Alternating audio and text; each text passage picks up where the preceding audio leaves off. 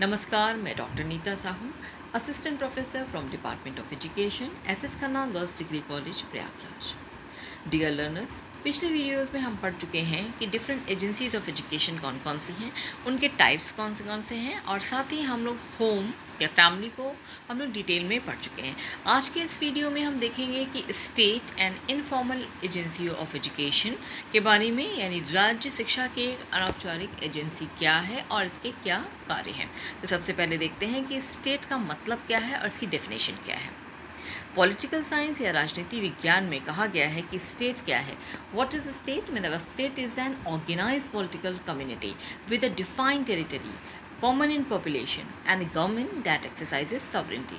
यानी जो भी राज्य है, राज्य क्या है? एक संगठित समुदाय है जिसके पास अपनी निश्चित ज़मीन, भूभाग या क्षेत्र है, उसके पास स्थायी जनसंख्या और सरकार भी है, और उसके पास इतनी पावर भी है कि वो अपने आंतरिक और बाह्य यानी internal as well as external मामलों में अपने आप स्वतंत्र निर्णय लेने का उसके पास अधिकार है।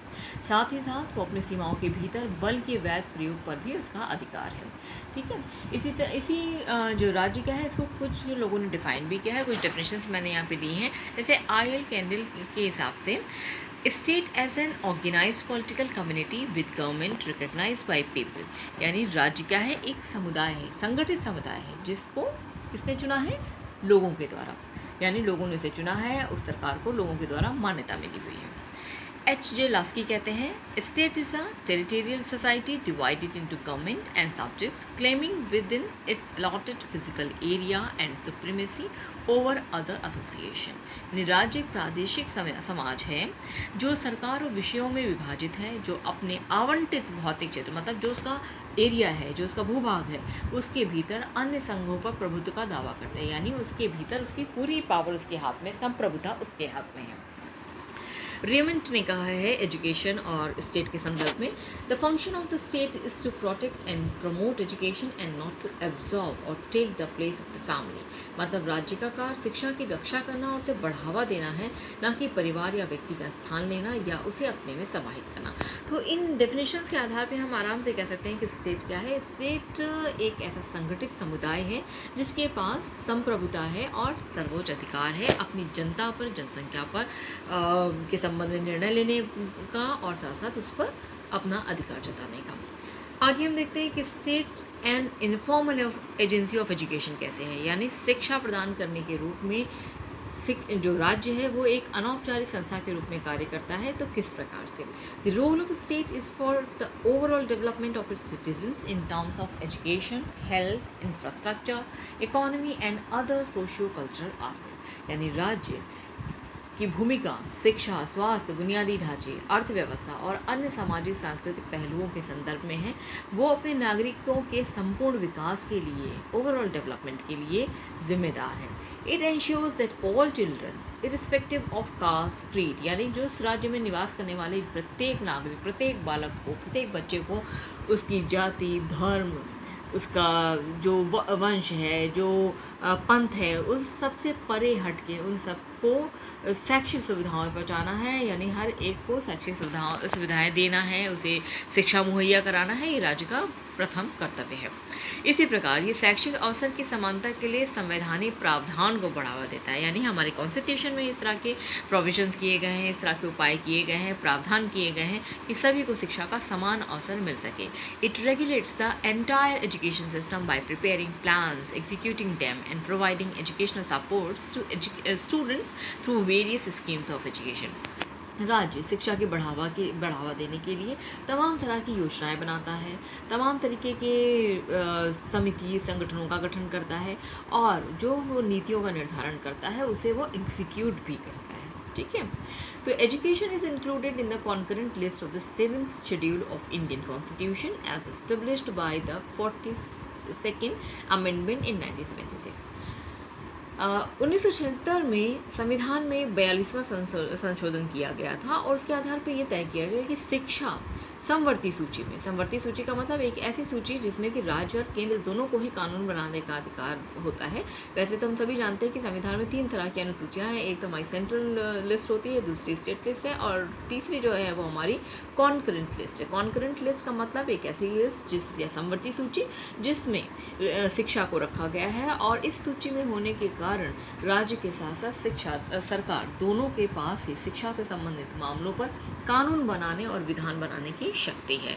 यानी शिक्षा केवल राज्य का ही विषय नहीं है, केवल केंद्र का ही विषय नहीं है, बल्कि state as well as central government दोनों ही मिलकर शिक्षा के संबंध में नियम कानून बना सकते हैं और उसका अनुपालन कराते हैं।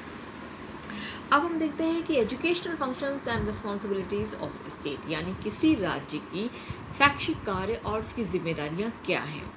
वैसे तो हम कह सकते हैं कि शिक्षा जो बालक की प्रथम पाठशाला क्या है, परिवार है, लेकिन परिवार के बाद बालक कहाँ जाता है, विद्यालय में। और विद्यालय पर किसका अधिकार है, या विद्यालय को संचालन करने का, विद्यालयों को स्थापना करने का अधिकार राज्य के पास है। तो इस नाते राज्यों के बहुत सारे शैक्षिक कार्य हैं, बहुत सारे उनकी शैक्षिक दायित्व हैं, शैक्षिक जिम्मेदारियां हैं, जिनको पूरा करके वो अपने नागरिकों का संपूर्ण विकास करने में अपना योगदान देते हैं। तो हम सबसे पहले ये डेफिनेशन मैंने पहले भी अभी डिस्कस की थी, एक बार फिर से, कि रेमंड का कहना है the function of the state is to protect and promote education and not to absorb or take the place of family और द इंडिविजुअल। मतलब राज्य का कार्य शिक्षा की रक्षा करना है, उसे प्रोवाइड करना है, ना कि परिवार और व्यक्ति का स्थान ले लेना। तो यहाँ पर हम एक करके पॉइंट वाइज देखेंगे कि राज्य के कौन कौन सी रिस्पॉन्सिबिलिटीज़ हैं और कौन कौन से उसके शैक्षिक कार्य हैं। जैसे पहला है establishment and execution of education institution. राज्य का पहला कार्य है जो शैक्षिक संस्थाएं हैं उनकी स्थापना करना, साथ साथ उसका संचालन करना। तो स्टेट गवर्नमेंट क्या करते हैं, या जो राज्य सरकारें हैं वो यूनिवर्सिटीज़, डिफरेंट कॉलेजेस, डिफरेंट जो शैक्षिक संस्थाएं हैं उनकी स्थापना करती है, वो भी नियम और कानून और विधान के तहत। और साथ ही साथ जो स्टेट्स हैं, इसके अलावा जो शैक्षिक संस्थाएं हैं इसमें तमाम तरीके की शैक्षिक संस्थाएं, जैसे तकनीकी शैक्षिक संस्थाएं हैं, चिकित्सा से संबंधित हैं, यानी technical institutions, medical institutions, engineering institution, इन तमाम तरीके की जो शिक्षा संस्थाएं हैं उनकी स्थापना का दायित्व किसके पास है, राज्य के पास। नेक्स्ट है to raise awareness of the education. शिक्षा के प्रति बालकों की या लोगों के मन में जागरूकता पैदा करना, क्योंकि अगर लोग जागरूक नहीं होंगे तो वो शिक्षा के प्रति उनका ना ही इंटरेस्ट जगेगा और ना ही वो शिक्षा की तरफ आएंगे। तो स्टेट गवर्नमेंट क्या करती है, raises awareness of education through various media campaign. बहुत सारे मीडिया में ऐसे कैंपेन चलाती है। मीडिया आपका print media, non print media, कुछ भी हो सकता है। और साथ ही साथ सरकारें क्या करती हैं, अपनी जो एजुकेशनल स्कीम्स हैं, जो शैक्षिक योजनाएं हैं, जैसे कि समग्र शिक्षा अभियान है, बेटी बचाओ बेटी पढ़ाओ स्कीम है, स्कूल चलो अभियान है, मिड डे मील है। और तो इस तरह से तमाम जो कैंपेन्स हैं, तमाम जो स्कीम्स हैं, उसको जनता को अवगत कराती है, उसको अवेयर कराती है।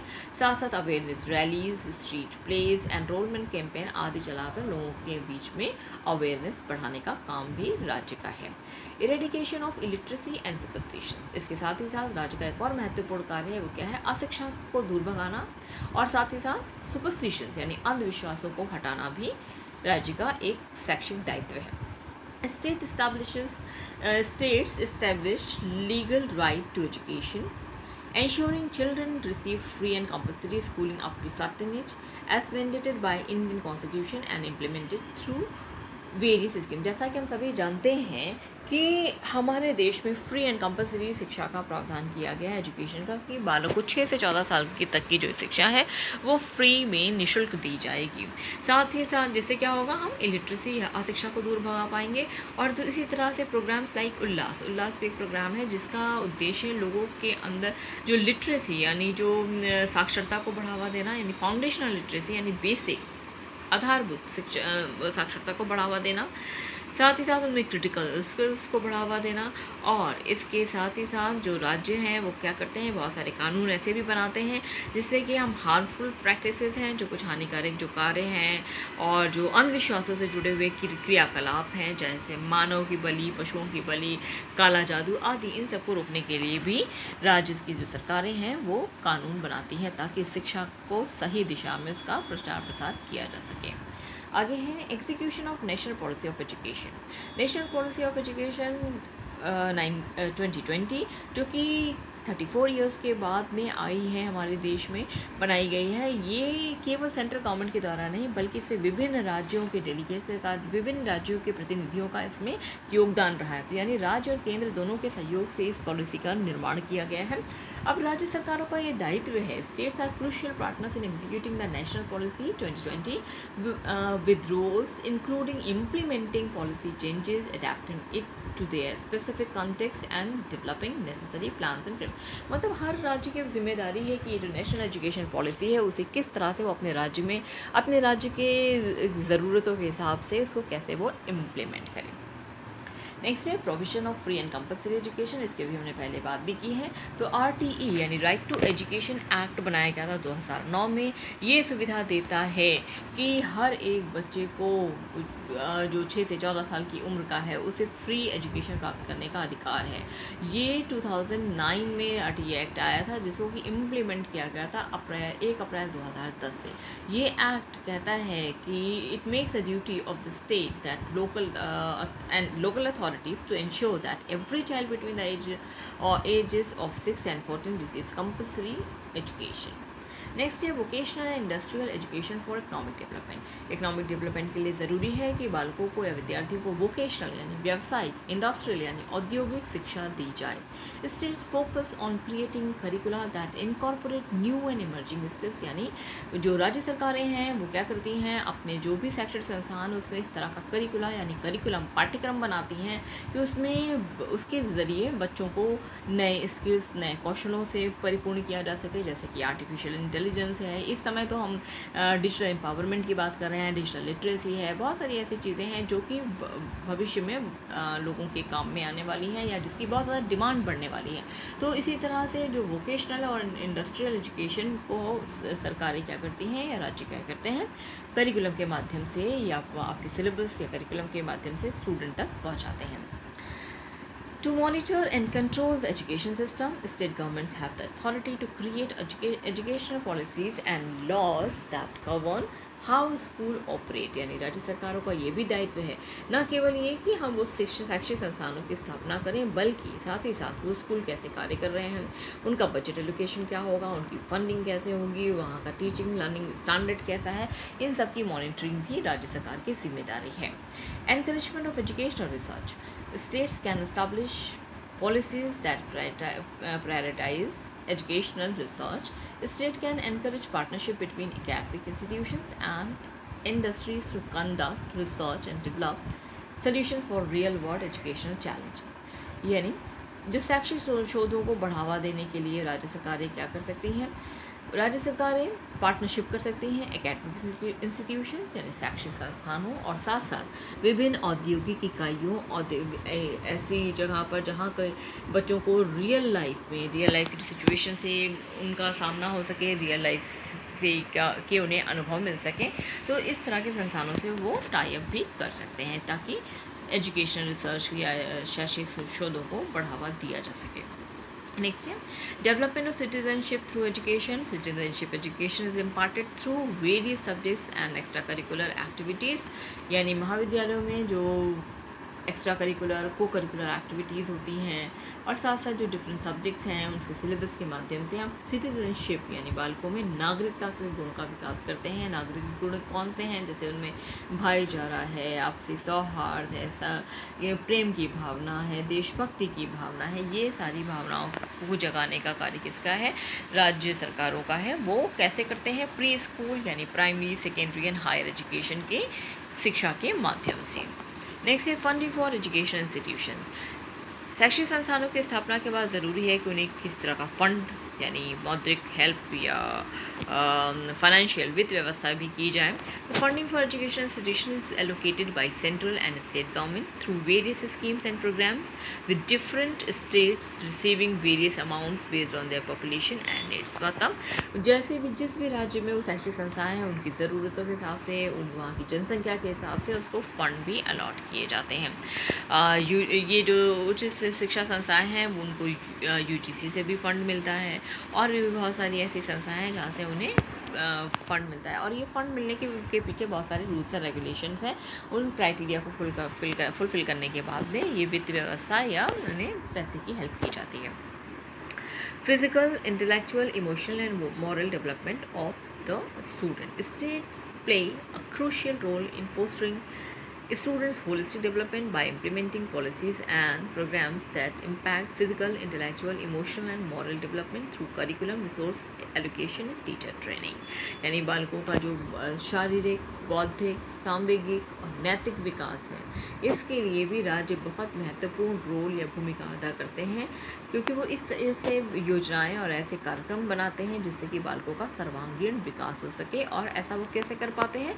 थ्रू करिकुलम, यानी पाठ्यक्रम के माध्यम से, रिसोर्स एलोकेशन, संसाधनों के आवंटन के माध्यम से, और साथ साथ टीचर ट्रेनिंग यानी ट्रेंड प्रशिक्षित शिक्षकों के माध्यम से।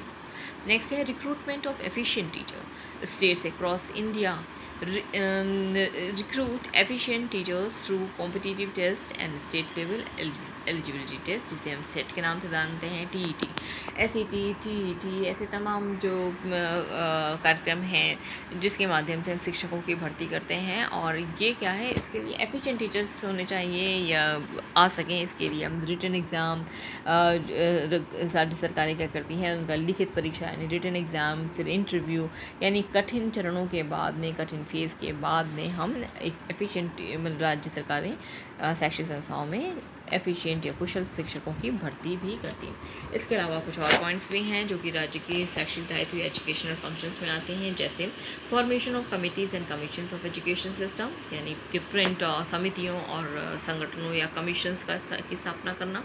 Contribution in overall development of student, इसकी हम पहले भी बात कर चुके हैं।